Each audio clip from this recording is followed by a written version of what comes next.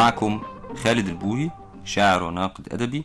يسعدني أن أكون معكم اليوم متحدثا عن الرائع المرحوم الشاعر كامل الشناوي في ذكراه. كامل الشناوي واحد من الذين أثروا كثيرا في حياتنا الأدبية والغنائية والصحفية. كامل الشناوي مدرسة في كل شيء. بيلخص نفسه بيقول: وقد حاولت في شعري أن أغني وأبكي وأرقص بصدق موسيقي، كل ما أعرفه أني كنت صادقا في غنائي وبكائي ورقصي.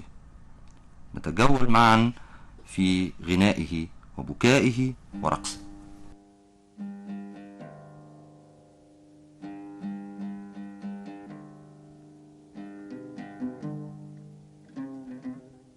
لا تكذبي من روائع الفنان كامل الشناوي، أبدع فيها محمد عبد الوهاب الذي قام بلحنها.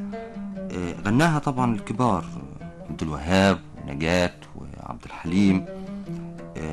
الأغنية طبعا رائعة جدا وجميلة جدا، تصيبنا جميعا بالبهجة رغم حزنها ورغم مأساوياتها. يمكن عبد الوهاب أما لحنها عملها على طريقة المشايخ: لا تكذب إني رأيتكما معا فدع البكاء، طريقة الترتيل. لكن فيها صور رائعة لا ننساها قدمها الرائع كامل الشناوي، ما بيقول: عيناك في عينيه، في شفتيه، في كفيه، في قدميه. كل هذه الأشياء، العيون هي التي ترى كل ذلك، بالتالي العيون وكأنها تلتهم هذه المحبوبة. تصوير طبعا ليس سهلا، وتصوير عميق يصيبنا بالحالة الجمالية المأساوية معا. لا تكذبي من الأغاني التي كتبت كي تخلد في ذاكرتنا وفي وجداننا. نستمتع بها بصوت، يعني أنا يمكن أحب أسمعها بصوت الفنان محمد عبد الوهاب. لا لا لا لا تكذبي إني رأيتكما معا ودع البكاء فقد كرهت الأدمعا. لا لا لا تكذبي. حبيبها من روائع كامل الشناوي التي لحنها محمد الموجي. طبعا غناها الفنان العندليب عبد الحليم حافظ. القصيدة مختلفة تماما كعهدنا بكامل الشناوي. يبدأ بضمير الغائب حبيبها، ثم ينتقل للضمير المتكلم: لست وحدك حبيبها، وكأنه يوجه الخطاب إلى نفسه. حبيبها جميل جدا لما يقول: تباعدت وتدانت كإصبعين بكفي. شوفوا التشبيه الجميل، وشوفوا الروعة في الأداء، وشوفوا البعد والقرب. تباعدت وتدانت، يعني بعد وقرب معا. طب يشبهها بإيه؟ كان لابد أن يشبهها كإصبعين بكفي.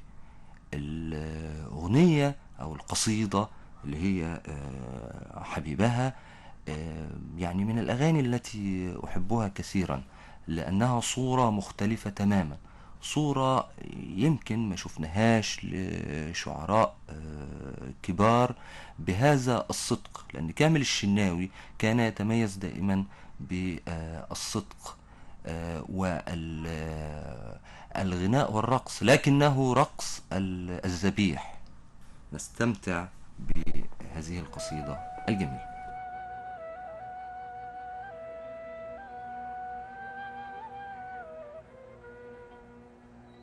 حبيبها حبيبها وروت لي ما كان منك ومنهم، فهم كثير ولكن لا شيء نعرف يوم مولدي من روائع كامل الشناوي الجميلة التي لحنها وغناها فريد الأطرش.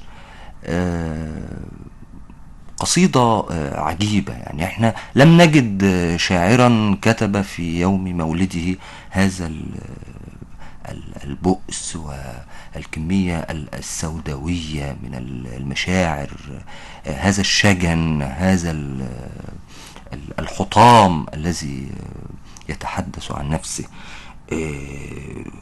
الأغنية تتدرج حتى تصل بنا إلى أنا عمر بلا شباب وحياة بلا ربيع، أشتري الحب بالعذاب أشتريه فمن يبيع. والحقيقة أن الفنان فريد الأطرش أجاد في تصوير هذا المشهد، يعني أنا أحب أقول أنه هو مشهد أنا عمر بلا مشهد سينمائي نراه جيدا، لكن فريد طبعا يعني عمله بطريقة فنية راقية جدا تصيبنا بشحنة الاكتئاب التي وضعها المرحوم كامل الشناوي. عدت يا يوم مولدي. أنا الشعب. طبعا ما نقدرش ان احنا نتجاهل القصائد الوطنية التي كتبها كامل الشناوي. يمكن انا بعتبر ان كامل الشناوي شاعر رومانسي في المقام الاول، لكن الحقيقة ان قصيدة انا الشعب من القصائد التي كانت لها وضعية مهمة في المجتمع المصري.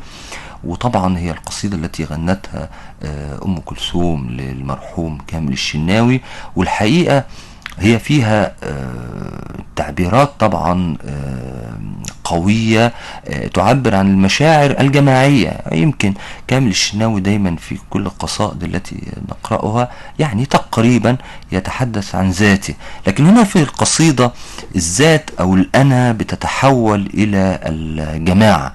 ولذلك لما يجي يقول أنا الشعب لا أعرف المستحيل ولا أرتضي بالخلود بديلا، الأنا هنا تتحدث عن الجماعة، وده كان الجديد عند كامل الشناوي. إنما في قصايده التانية نلاقي بيتكلم عن نفسه أو عن قلبه أو عن اكتئابه.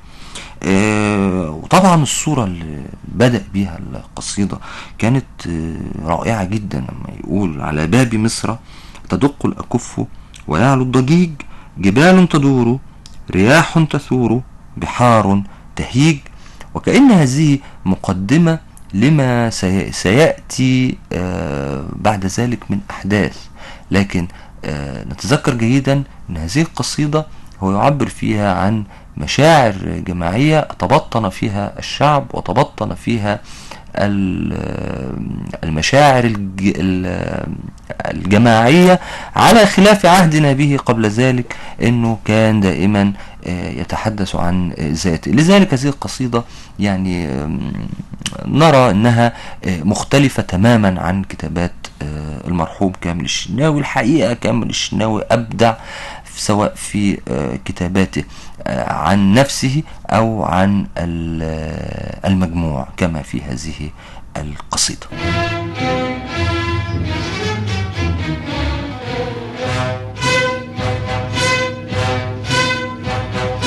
أنا الشعب وأنا الشعب لا أعرف المستحيل ولا أرتضي بالخلود بديلا. أنا الشعب وأنا الشعب لا أعرف المستحيل ولا أرتضي بالخلود بديلا. معكم خالد البوهي، شاعر وناقد أدبي.